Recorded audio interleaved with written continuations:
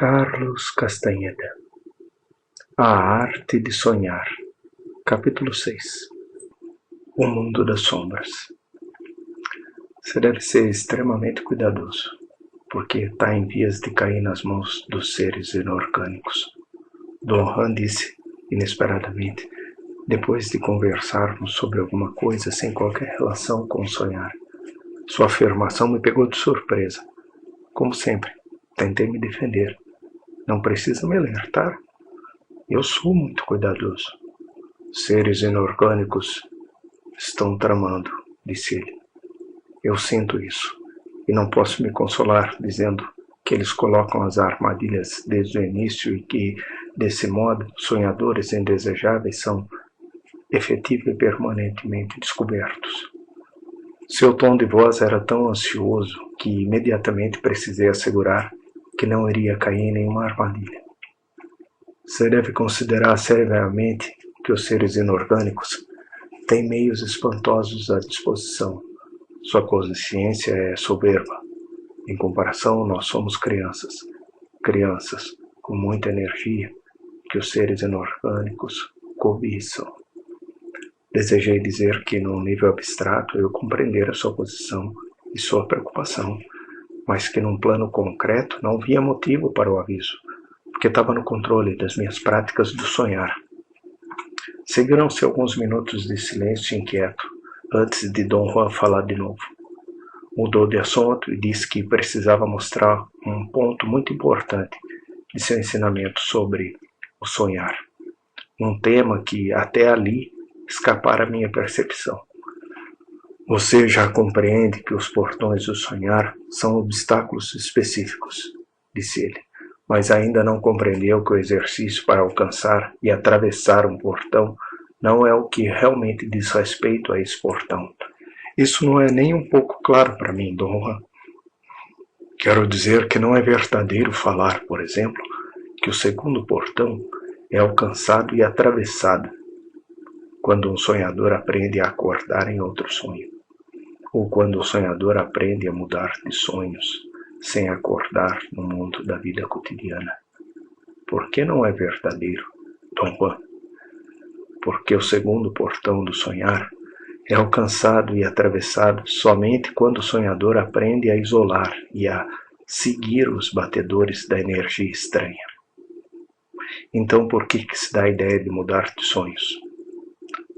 Acordar em outro sonho, ou mudar de sonho, é o exercício imaginado pelos feiticeiros antigos para treinar a capacidade do sonhador, isolar e seguir um batedor. Don Juan afirmou que a capacidade de seguir um batedor era uma grande realização e que, quando os sonhadores conseguem fazê-lo, o segundo portão é escancarado e o universo que existe por trás dele torna-se acessível. Enfatizou que esse universo está lá o tempo todo, mas que não podemos chegar a ele porque não temos habilidade energética e que, em essência, o segundo portão do sonhar é a porta para o mundo dos seres inorgânicos, e o sonhar é a chave que abre essa porta. Um sonhador pode isolar um batedor diretamente, sem precisar passar pelos exercícios de mudar sonhos? Perguntei. De jeito nenhum. O exercício é essencial. A pergunta é se esse é o único exercício que existe, ou se um sonhador pode fazer outro tipo de exercício. Don Juan me olhou irônico, parecia esperar que eu respondesse a pergunta. É muito difícil inventar um exercício tão completo quanto o imaginado pelos feiticeiros antigos. Falei sem saber porquê, mas com irrefutável autoridade. Don Juan admitiu que eu estava completamente certo. Disse que os feiticeiros antigos haviam criado uma série de exercícios perfeitos para atravessar os portões do sonhar e ir até os mundos que existem atrás de cada um deles. Reiterou que o sonhar, sendo invenção dos feiticeiros antigos, deve ser jogado segundo suas regras. Descreveu a regra do segundo portão como tendo 3 etapas. Primeiro, através do exercício de mudar os sonhos, os sonhadores descobrem os batedores. Segundo, ao seguir os batedores, eles entram em outro universo verídico. E terceiro, lá, através de seus atos, os feiticeiros descobrem sozinhos as leis e os regulamentos daquele universo. Dom Juan diz que ao lidar com seres inorgânicos, eu seguira tão bem as regras que ele temera consequências devastadoras. Pensou que a reação inevitável por parte dos seres inorgânicos seria a tentativa de manter-me em seu mundo. Não acha que está exagerando, Dom Juan? Eu não podia acreditar que o quadro fosse tão negro quanto ele pintava. Não estou exagerando nem um pouco, disse ele num tom seco e sério. Você verá, os seres inorgânicos não abrem mão de ninguém, não sem uma verdadeira luta. Mas o que o faz pensar que eles me querem? Eles já mostraram muitas coisas a você. Realmente acredita que eles passam por tudo isso só para se divertir? Dom Juan riu da própria observação. Eu não achei graça. Um medo estranho me fez perguntar se ela achava que eu deveria interromper ou até mesmo acabar totalmente com meus exercícios de sonhar. Você precisa continuar até chegar ao universo que há por trás do segundo portão. Quero dizer que você sozinho deve aceitar ou rejeitar o chamariz dos seres inorgânicos. Por isso, me mantenho distante e praticamente não comento suas práticas de sonhar. Confessei que não conseguia explicar por que ele era tão generoso em elucidar outros aspectos de seu conhecimento e tão avarento com o sonhar. Fui forçado a ensiná-lo a sonhar somente porque esse é o padrão determinado pelos feiticeiros antigos, disse ele. O caminho do sonhar é cheio de armadilhas. E evitar essas armadilhas ou cair nelas é o problema pessoal e individual de cada sonhador. E devo acrescentar que é um problema definitivo. E essas armadilhas são o resultado de sucumbir à adulação ou às promessas de poder. Não somente de sucumbir a isso, mas de sucumbir a qualquer coisa oferecida por eles, além de um determinado ponto. E qual é esse certo ponto, Dom Juan? O ponto depende de nós, como indivíduos. O desafio é cada um de nós pegar apenas o que for necessário naquele mundo. Nada mais. Saber o que é necessário é a virtude dos feiticeiros, mas pegar apenas o necessário é sua maior realização. Deixar de compreender essa regra simples é o meio mais seguro de despencar numa armadilha. O que acontece quando você cai, Dom Juan? Se você cair, você paga o preço. E o preço depende das circunstâncias e do tamanho da queda. Mas realmente não há meio de falar de uma eventualidade dessas, porque não estamos enfrentando um problema de punição. Aqui o que está em jogo são correntes energéticas. Correntes energéticas que criam circunstâncias mais apavorantes do que a morte. Tudo no caminho dos feiticeiros é questão de vida ou de morte. Mas o caminho do sonhar, essa questão é multiplicada por 100. Garantia Dom Juan que eu sempre tivera o maior cuidado com as minhas práticas de sonhar e que era extremamente disciplinado e consciencioso. Você sabe que é, disse ele, mas quero que seja ainda mais disciplinado, que trate com luvas de pelica tudo que for relacionado ao sonhar. Seja vigilante, acima de tudo. Não posso prever de onde virá o ataque. Está vendo um perigo iminente para mim, Dom Juan. Eu vi perigo iminente para você desde o dia em que andou naquela cidade misteriosa, na primeira vez em que ajudei-o a usar seu corpo energético. Mas você sabe especificamente o que eu deveria fazer e o que deveria evitar? Não sei. Só sei que o universo por trás do segundo portão é o mais próximo do nosso, e o nosso próprio universo é bastante malicioso e desprovido de sentimentos, de modo que os dois não podem ser tão diferentes.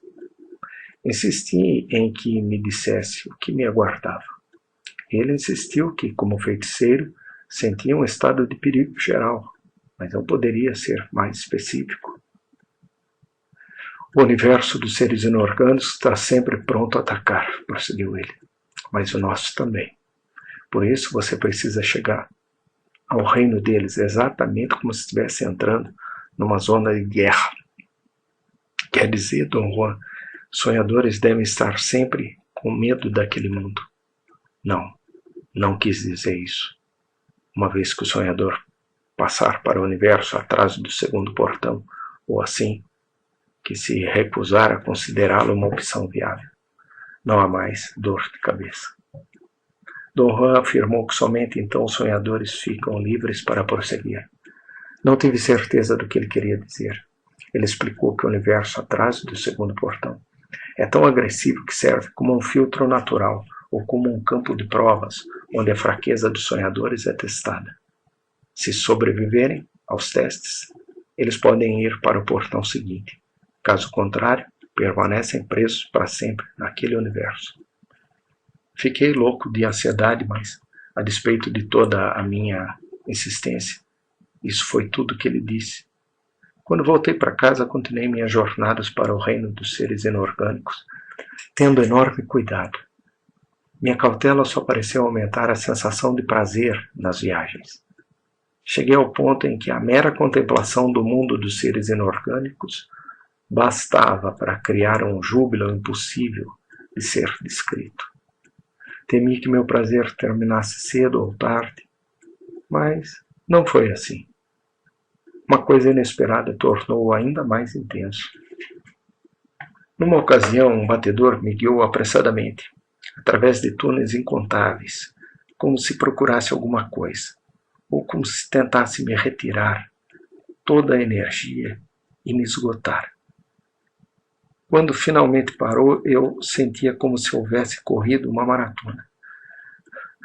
Parecia estar na extremidade daquele mundo. Não havia mais túneis, apenas uma escuridão ao redor. Então alguma coisa iluminou a área diante de mim. A luz brilhava de uma fonte indireta. Era uma luz baça que deixava tudo de um cinza ou marrom difuso. Quando me acostumei à luz, distingui vagamente algumas formas escuras se movimentando. Depois de um tempo, parecia que focalizar minha atenção sonhadora naquelas formas móveis tornava-as mais substanciais. Percebi 3 tipos diferentes. Algumas eram redondas, como bolas. Outras eram como sinos, e outras como gigantescas chamas ondulantes. Todas eram basicamente arredondadas e do mesmo tamanho. Julguei que medissem entre 90 centímetros e 1,20 m. Havia centenas, ou até mesmo milhares delas. Soube que estava tendo uma visão estranha e sofisticada, e, no entanto, aquelas formas eram tão reais que me vi reagindo com mal-estar. Tive a sensação nauseante de um ninho de insetos gigantescos, redondos, marrons, acinzentados. Entretanto, de algum modo, sentia-me seguro, pairando acima deles. Um sentimento que descartei de imediato. Percebi que era idiotice ficar tranquilo, como se meu sonho fosse uma situação da vida real. Mas enquanto observava aquelas formas insetoides se contorcendo, comecei a me sentir ainda mais perturbado com a ideia de que elas iriam me tocar. Somos a unidade móvel de nosso mundo, disse de súbito a voz do emissário. Não tenha medo. Somos energia e certamente não pretendemos tocá-lo. De qualquer modo, seria impossível. Estamos separados por fronteiras reais. Depois de uma longa pausa, a voz acrescentou. Queremos que você se junte a nós. Venha até onde estamos. E não fique tão constrangido. Você não fica constrangido com os batedores, nem comigo. Os batedores e eu somos exatamente como os outros. Eu tenho forma de sino. Os batedores são como chamas de velas. A última afirmação foi definitivamente uma espécie de pista para o meu corpo energético. Ao ouvi-la, minha náusea e meu medo desapareceram. Desci até ao nível deles, e as bolas, os sinos e as chamas de vela me rodearam. Chegaram tão perto que teriam me tocado caso eu tivesse um corpo físico. Em vez disso, passamos uns através dos outros, como sopros de ar encapsulado. Nesse ponto tive uma sensação incrível. Apesar de não sentir nada com meu corpo energético ou dentro dele, estava sentindo e registrando uma coceira incomum em outro lugar. Havia coisas tênues, parecendo ar, me atravessando, mas não ali. A sensação foi vaga e rápida, e não me deu tempo de captá-la totalmente. Em vez de focalizar nela a minha atenção sonhadora, fiquei totalmente absorvido em observar aqueles gigantescos insetos de energia. No nível em que estávamos, parecia que talvez houvesse um elo comum entre mim e as entidades de sombras: o tamanho. Talvez porque eu julgasse que tinham o mesmo tamanho de meu corpo energético, eu me sentia quase confortável com elas. Ao examiná-las, minha conclusão foi de que não me importava com elas. Eram impessoais, frias, distantes. Gostei imensamente disso. Por um instante me perguntei se o fato de desgostar delas num minuto e gostar no outro fosse uma consequência natural do sonhar, ou um produto de alguma influência energética que aquelas entidades estivessem exercendo sobre mim. Elas são extremamente agradáveis. Falei ao emissário no momento em que me sentia atravessado por uma onda de profunda amizade, ou até mesmo de afeição por elas. Nem bem havia falado em pensamento quando as formas escuras se afastaram apressadas, como grandes porquinhos da Índia, deixando-me sozinho na semi-escuridão. Você projetou sentimento demais e assustou-as, disse a voz do emissário. Sentir é muito difícil para eles, ou para mim. O emissário chegou a dar um riso tímido. A sensação de sonhar terminou ali. Ao acordar, minha primeira reação foi fazer a mala para ir ao México ver Dom Juan. Entretanto, um acontecimento inesperado em minha vida pessoal tornou impossível que eu viajasse. A despeito das preparações frenéticas, a ansiedade resultante desse revés interrompeu totalmente minhas práticas de sonhar. Não envolvi minha atenção consciente nessa parada.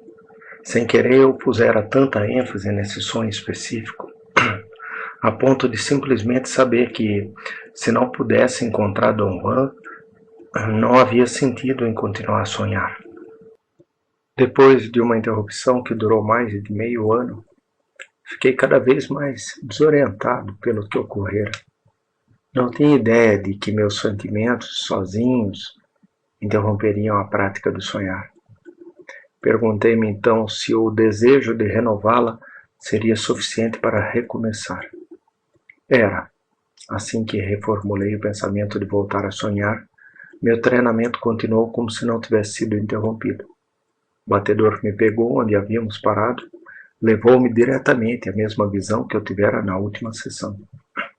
Este é o mundo das sombras, disse a voz do emissário, assim que cheguei.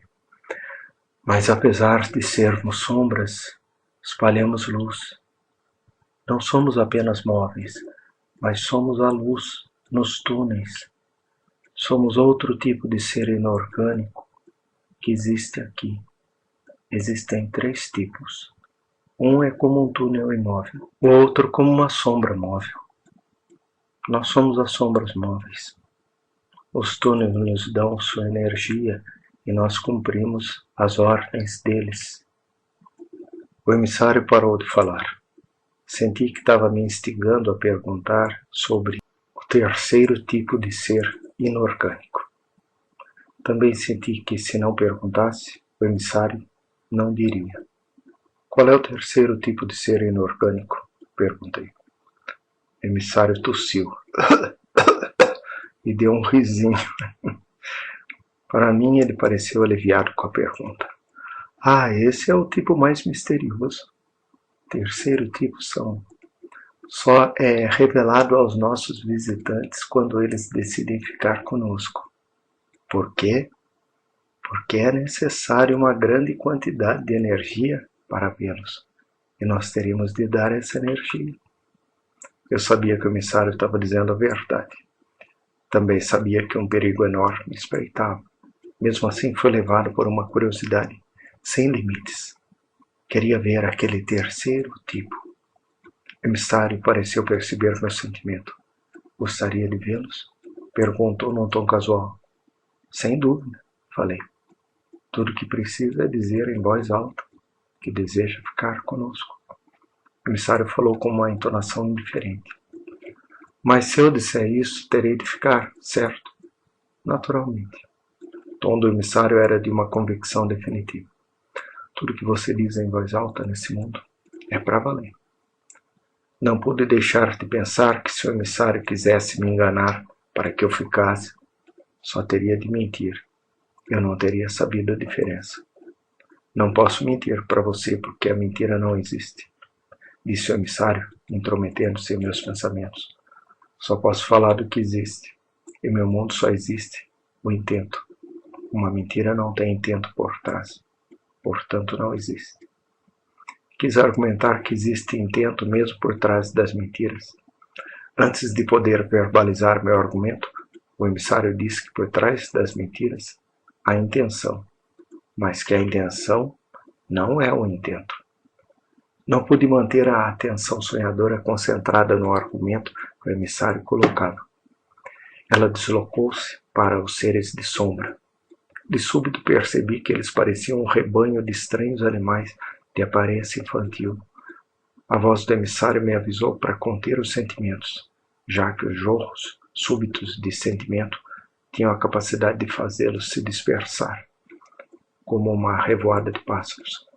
O que você deseja que eu faça? Perguntei. Venha para perto de nós.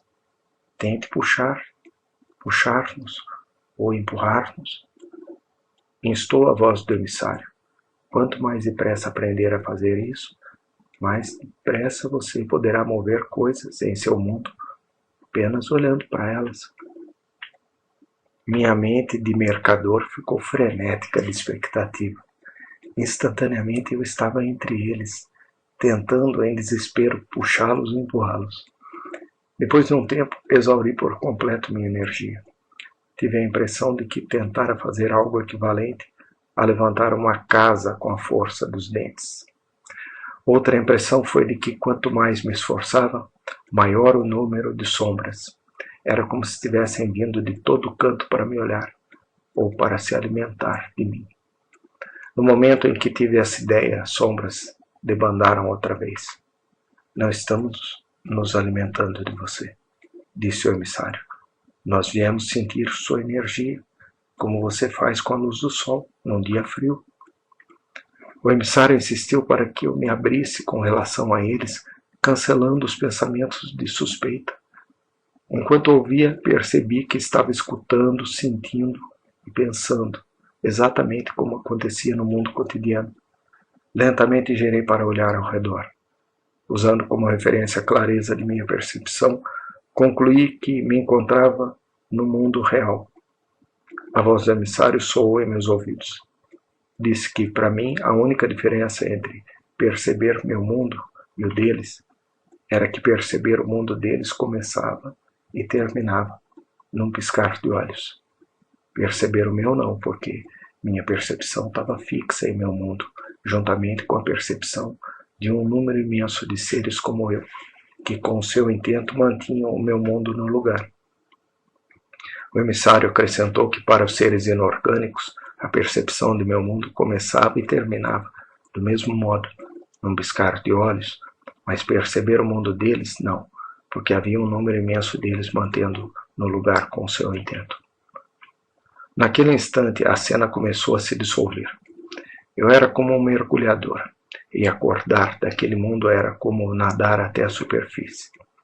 Na sessão seguinte, o emissário começou seu diálogo, reafirmando que existia um relacionamento totalmente coordenado e coercitivo entre as sombras móveis e os túneis estacionários. Terminou dizendo, não podemos existir um sem os outros. Compreendo o que quer dizer. Falei. Houve um toque de escárnio na voz do emissário quando ele retorquiu que eu não poderia compreender o que era ser relacionado daquele jeito, que era infinitamente mais do que ser dependente. Minha intenção era pedir ao emissário que explicasse o que queria dizer com isso, mas no instante seguinte eu estava dentro do que só posso descrever como o próprio tecido de um túnel. Vi algumas protuberâncias grotescamente misturadas, parecendo glândulas, que emitiam uma luz opaca. Passou pela minha mente o pensamento de que aquelas eram as mesmas protuberâncias que me haviam dado a impressão de uma escrita braille, considerando que eram bolhas de energia medindo entre 90 centímetros e 1,20 m de diâmetro. Comecei a imaginar o tamanho real daqueles túneis. Aqui o tamanho não é como no seu mundo, disse o emissário. A energia deste mundo é de um tipo diferente. Suas características não coincidem com as características da energia de seu mundo. Mesmo assim, ele é tão real quanto o seu. O emissário prosseguiu falando que me dissera tudo sobre os seres de sombra, quando descreveu e explicou as protuberâncias nas paredes dos túneis. Respondi que eu ouvira as explicações, mas que não prestara atenção, porque acreditava que não tivessem relação direta com o sonhar. Tudo nesta região relaciona-se diretamente com o sonhar, afirmou o emissário. Quis pensar sobre o motivo de meu julgamento errôneo, mas minha mente ficou vazia. Minha atenção sonhadora estava desvanecendo. Eu tinha dificuldade em concentrá-la no mundo ao redor. Debati-me para acordar. O emissário começou a falar de novo e o som de sua voz me deu um empurrão. Minha atenção sonhadora reanimou-se consideravelmente. O sonhar é o veículo que traz sonhadores até este mundo, disse o emissário. Tudo que os feiticeiros sabem sobre o sonhar foi ensinado por nós. Nosso mundo é conectado ao seu por uma porta chamada de sonho. Nós sabemos como atravessar essa porta, mas os homens não. Eles precisam aprender. A voz do emissário continuou explicando o que já me explicara antes. As protuberâncias nas paredes dos túneis são seres de sombra. Eu sou um deles. Nós nos movemos dentro dos túneis, em suas paredes, recarregando-nos com a energia dos túneis, que é nossa energia. Um pensamento me cruzou a mente. Eu era, de fato, incapaz de conceber um relacionamento simbiótico como o que estava testemunhando. E se você ficar conosco, certamente aprenderá a sentir o que é estar conectado como estamos, disse o emissário. O emissário parecia estar esperando que eu respondesse. Eu tinha a sensação de que ele realmente queria. Era que eu decidisse ficar. Quantos seres de sombra existem em cada túnel? Perguntei para mudar o clima e imediatamente me arrependi, porque o emissário começou a fazer um relato detalhado dos números e das funções dos seres de sombra em cada túnel. Disse que cada túnel tinha um número específico de entidades dependentes, que realizavam funções específicas que tinham a ver com as necessidades e expectativas dos túneis que as sustentavam. Não queria que o emissário entrasse em mais detalhes. Pensei que quanto menos eu soubesse sobre os túneis e os seres de sombra, melhor para mim. No instante em que formulei o pensamento, o emissário parou e meu corpo de energia sacudiu-se como se estivesse preso a uma corda. No momento seguinte, eu estava totalmente desperto em minha cama. Daí em diante não tive mais medo de que meus exercícios pudessem ser interrompidos. Uma outra ideia começou a me guiar, a ideia de que eu descobrira uma excitação sem paralelos. Mal podia esperar para cada dia até a hora de sonhar, fazer com que o batedor me levasse ao mundo das sombras. A atração a mais era que minhas visões do mundo das sombras ficavam cada vez mais vivas, julgadas a partir dos padrões subjetivos, dos pensamentos ordenados, das sensações visuais e auditivas ordenadas, e das respostas ordenadas de minha parte, minhas experiências. Enquanto duravam, eram tão reais quanto qualquer outra situação em nosso mundo cotidiano. Eu nunca tivera experiências perceptivas em que a única diferença entre minhas visões e meu mundo cotidiano fosse a velocidade com que minhas visões terminavam. No instante eu estava num mundo estranho e real, e no instante seguinte estava em minha cama. Fiquei louco pelos comentários, pelas explicações de Don Juan, mas continuava preso em Los Angeles. Quanto mais considerava a minha situação, maior minha ansiedade. Comecei até mesmo a sentir que alguma coisa no reino dos seres inorgânicos estava sendo preparada com tremenda velocidade. Quanto minha ansiedade crescia, meu corpo entrava num estado de medo profundo, apesar da mente continuar em êxtase na contemplação do mundo das sombras. Para piorar as coisas, a voz do emissário do sonhar passou para minha consciência cotidiana. Um dia, enquanto assistia a uma aula na universidade, ouvi a voz dizer repetidamente que qualquer tentativa de minha parte para interromper meus exercícios de sonhar seria deletéria para meus objetivos totais. Argumentou que os guerreiros não se intimidam com desafios e que eu não tinha um motivo válido para interromper os exercícios. Concordei com o emissário. Eu não tinha intenção de parar nada, e a voz estava meramente reafirmando o que eu sentia. Mas não somente o emissário mudou, como também um novo batedor entrou em cena. Uma ocasião, antes de eu começar a examinar os itens de meu sonho, um batedor literalmente saltou em minha frente e agressivamente capturou minha atenção sonhadora. A característica notável desse batedor era que ele não precisava passar por qualquer metamorfose energética. Era desde o início uma bolha de energia. Num piscar de olhos, o batedor me transportou, sem que eu precisasse verbalizar o intento de ir com ele, para outra parte do reino dos seres inorgânicos, o mundo dos tigres de dente de sabre. Em outros trabalhos já descrevi alguns vislumbres daquelas visões. Digo vislumbres porque na época eu não tinha energia suficiente para tornar esses mundos compreensíveis à minha mente linear.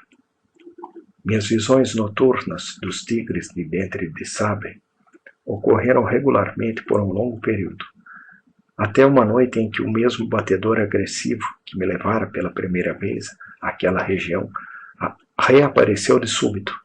Sem esperar meu consentimento, levou-me para os túneis. Ouvi a voz do emissário. Imediatamente ele entrou no mais longo e pungente papo de vendedor que eu já ouvira até então. Falou das vantagens extraordinárias do mundo dos seres inorgânicos. Falou de adquirir conhecimentos que desconcertariam por completo a mente e de adquiri-los com o simples ato de ficar naqueles túneis maravilhosos.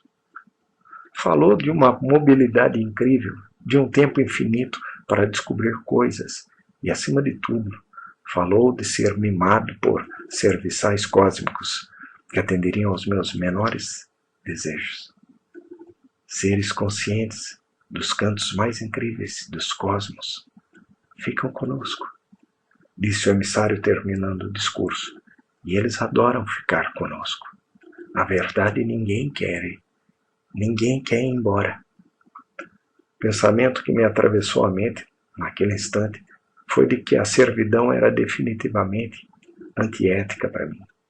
Eu nunca ficara à vontade com serviçais e com o fato de ser servido. O batedor tomou a dianteira e me fez deslizar através de muitos túneis.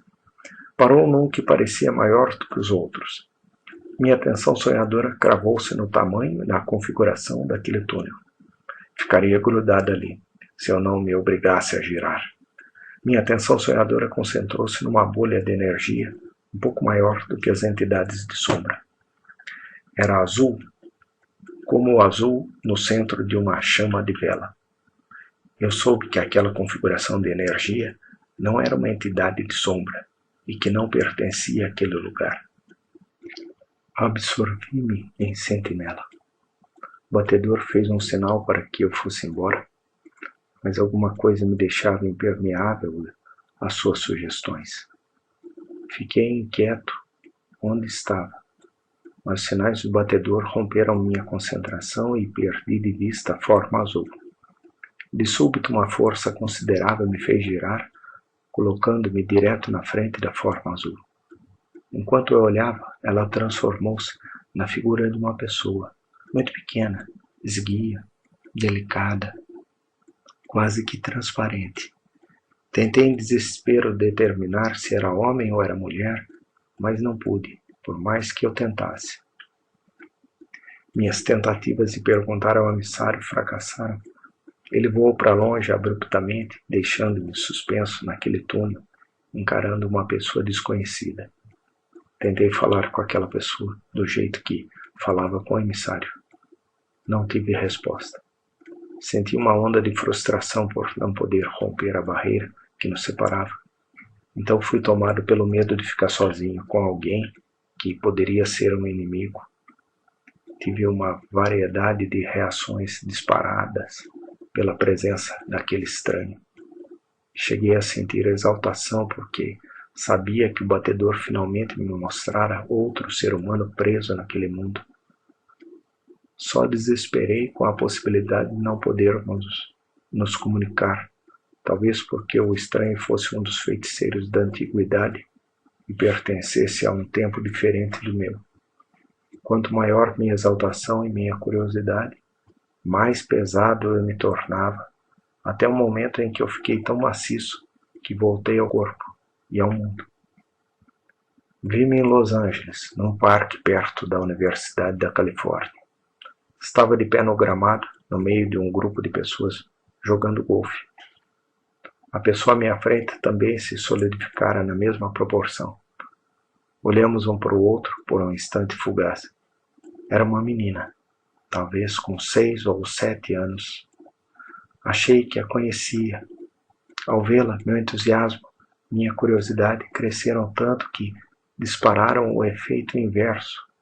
Perdi massa com tanta velocidade que, em mais um instante, era de novo uma bolha de energia no mundo dos seres inorgânicos. O batedor voltou e rapidamente me tirou de lá. Acordei com um choque de medo. No processo de emergir no mundo cotidiano, alguma coisa deixara uma mensagem escapar. Minha mente entrou num frenesi tentando juntar o que sabia ou o que pensava saber.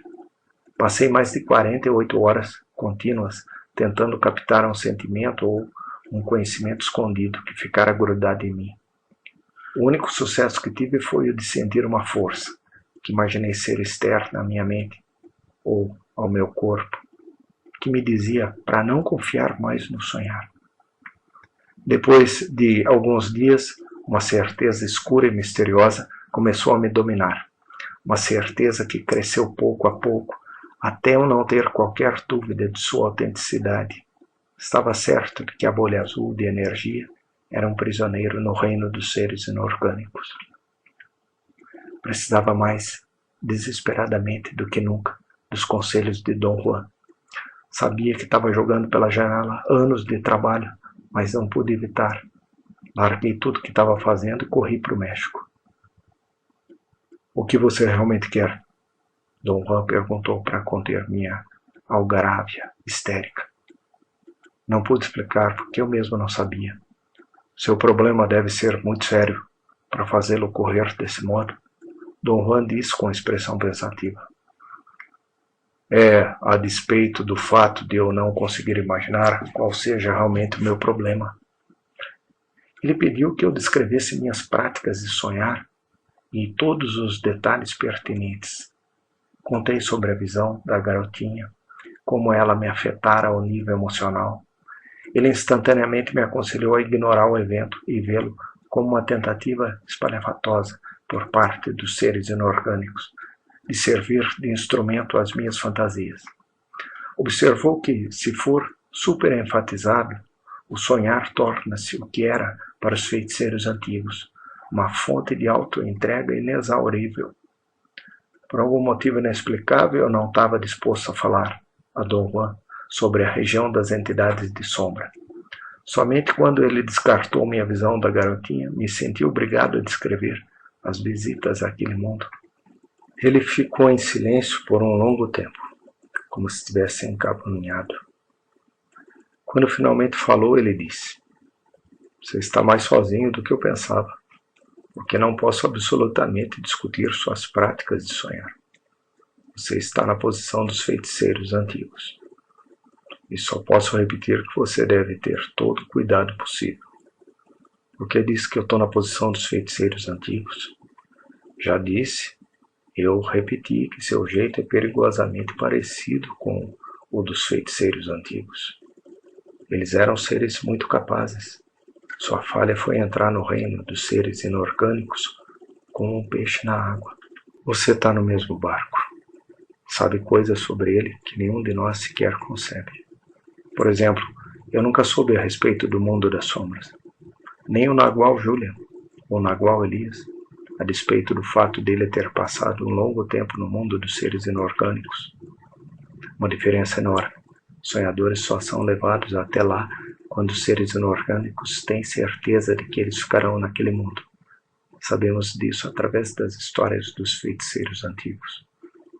Posso assegurar, Dom Juan, que eu não tenho a menor intenção de ficar lá. Você fala como se eu tivesse em vias de ser atraído por promessas de serviçais e de poder. Não estou interessado em nenhuma das duas coisas. Isso é tudo. No nível atual, a coisa não é mais tão simples. Você passou do ponto em que podia simplesmente desistir. Além do mais, teve o azar de ter sido escolhido por um ser inorgânico de água. Lembra-se de como brigou com ele? De como ele se sentiu?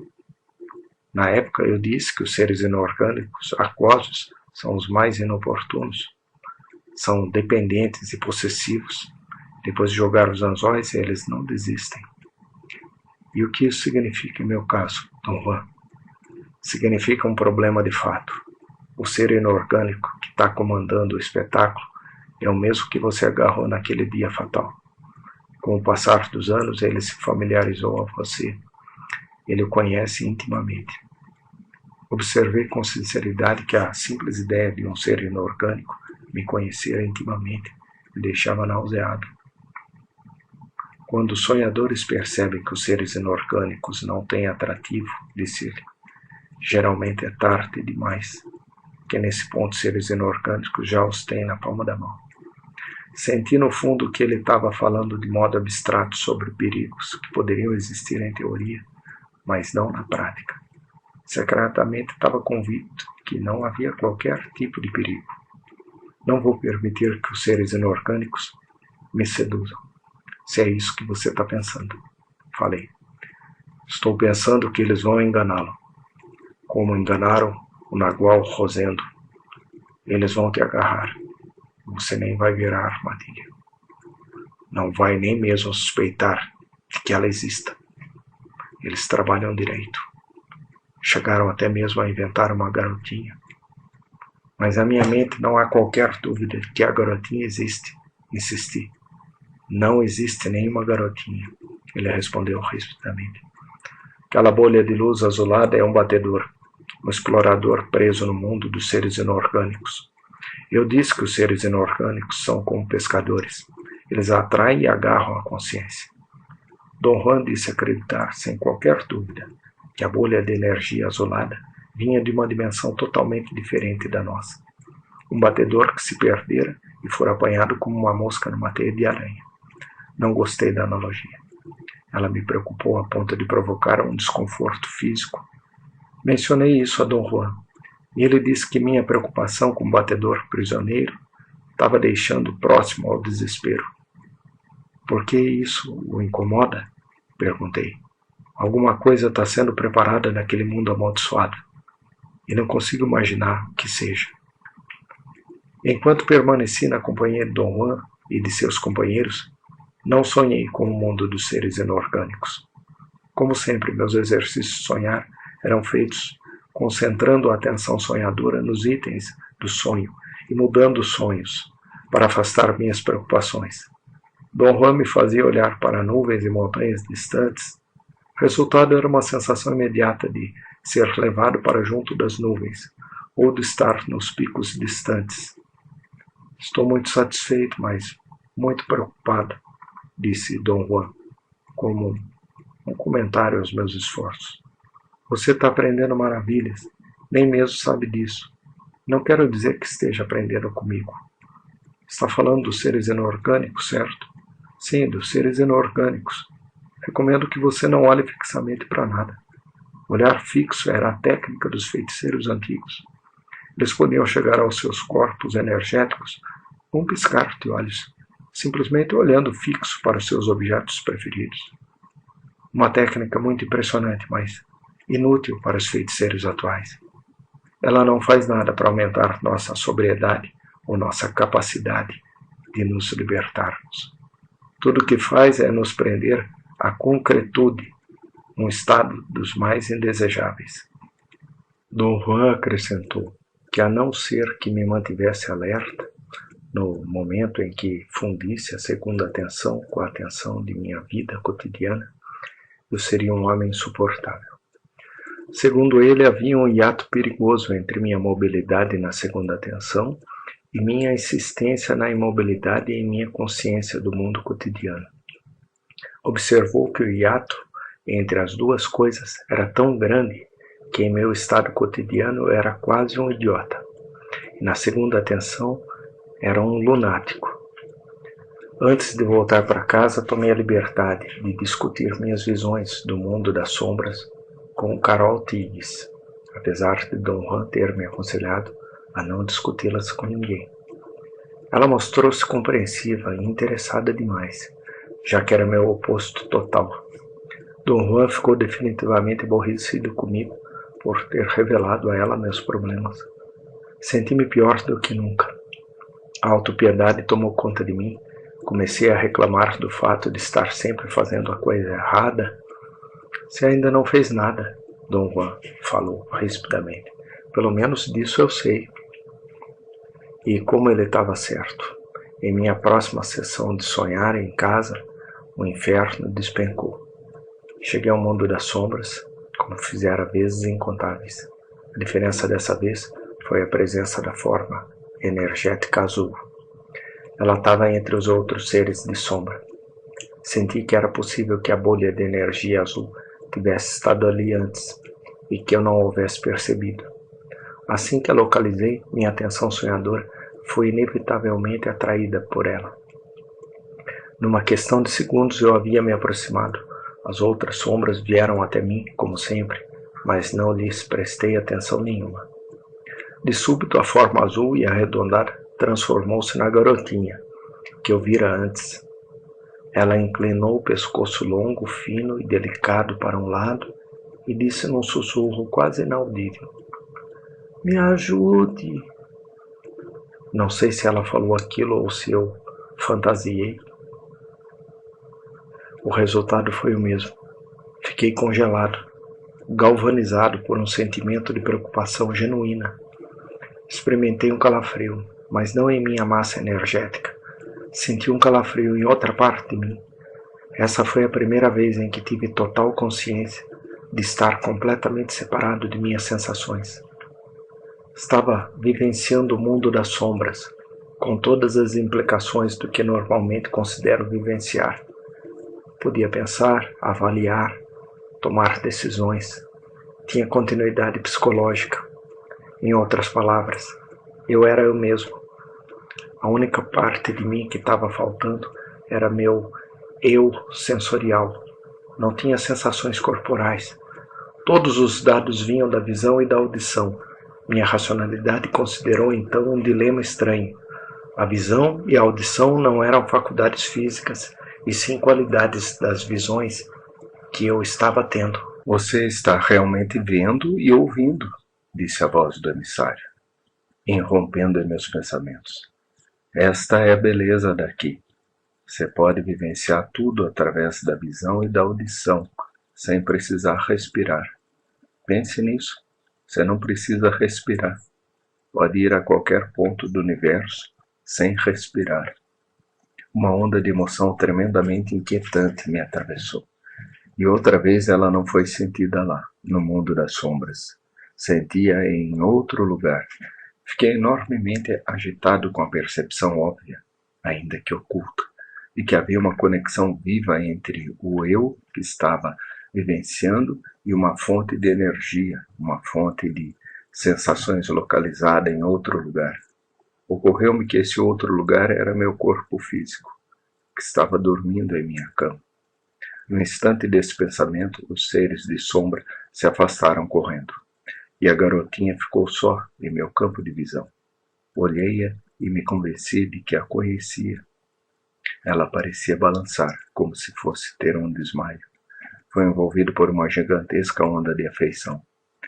Tentei falar, mas fui incapaz de emitir sons. Ficou claro que todos os meus diálogos com o emissário haviam sido possibilitados e realizados através da energia do emissário. Deixado por conta própria, eu estava impotente. Tentei em seguida direcionar meus pensamentos para ela. Foi inútil. Estávamos separados por uma membrana de energia que eu não conseguia romper. A garotinha pareceu compreender meu desespero. Comunicou-se comigo diretamente em meus pensamentos. Disse, em essência, que Dom Juan já dissera. Era um batedor preso nas teias daquele mundo. Em seguida acrescentou que adotara a forma de uma garotinha, porque era uma forma familiar para mim e para ela, e que precisava de minha ajuda, tanto quanto eu precisava da dela. Disse tudo isso num bloco de sentimento energético que parecia formado por palavras que chegavam todas ao mesmo tempo. Não tive qualquer dificuldade de compreendê-lo, apesar daquela ser a primeira vez que aquilo me acontecia. Não sabia o que fazer. Tentei passar a ela minha sensação de incapacidade. Ela pareceu compreender de imediato. Silenciosamente apelou para mim com um olhar em chamas. Chegou até mesmo a sorrir, como se desejando que eu soubesse que deixava por minha conta a tarefa de libertá-la de suas amarras. Quando respondi em pensamento que não possuía qualquer habilidade, ela me deu a impressão de uma criança histérica, presa nas garras do desespero. Tentei freneticamente falar com ela.